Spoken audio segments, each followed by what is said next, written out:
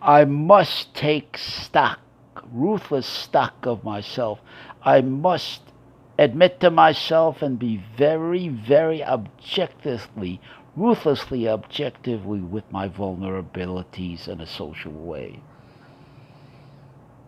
Where am I vulnerable? Where am I weak? Where can my social adversary win an argument cheap? How can he aggress against me? How can he try to bully and intimidate? How can he beat me by talking into me, talking over me, all the rhetorical tricks, looking down on me, taking advantage of the proximus, that's the space between people, to intimidate and discourage and confuse by over talking, talking in stentorian, powerful tones that say nothing but seem very impressive, by posture, mostly by aggressiveness. How do you deal with that? It begins with knowing where you're vulnerable. Church of the Transmutation, you begin with that and then work with it. But the most important premise, you've got to live with yourself. You've got to assert yourself loudly, clearly, boldly, emphatically when it counts, when, where, and how it counts, in the way that it counts. There's no excuses for delay. Tomorrow's too late. I found that out. Tomorrow is too late.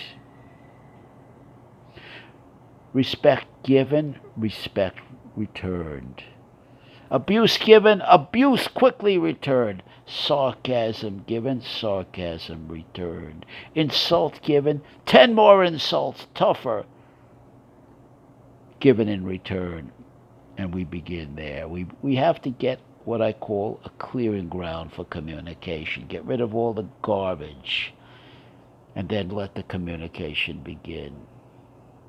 I got to get rid of the propaganda. I've got to get rid of all the conspiracy stories.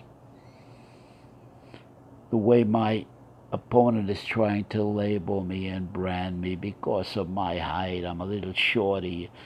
I have a big fat belly. I have a big old moon face. I call it on myself and we begin right there. So my opponent can't try to backdoor me because everything he could say against me, I already know. But you've got to expose all this garbage. Expose, expose, expose by asking probatives, questions, questions. Preparation is everything. The will is everything.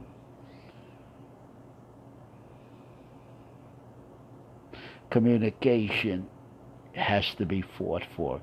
It's not given gratis. It only favors the one who is massively prepared to get in the battle, in the now, in the arena of encounter and confrontation.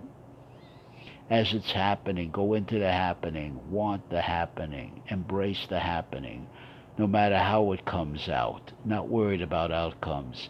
I'm only worried about taking care of my business, what has to be taken care of right now. Being my own best case manager and advocate in the moment, in the now when it counts. Fully committing to the battle, and it is a battle, with no regrets, so I don't have to look over my shoulder and say, I wish I would have said this. I wish I would have said that.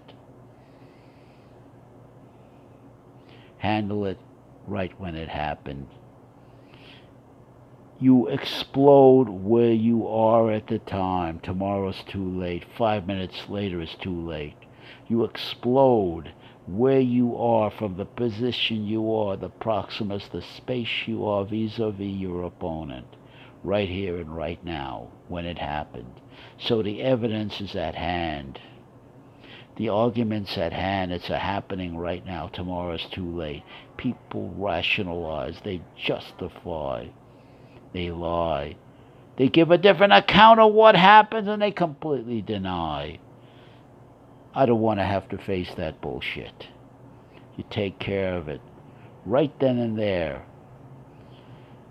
You say the first thing that comes into your mind and let the devil take tomorrow. You got to live with yourself.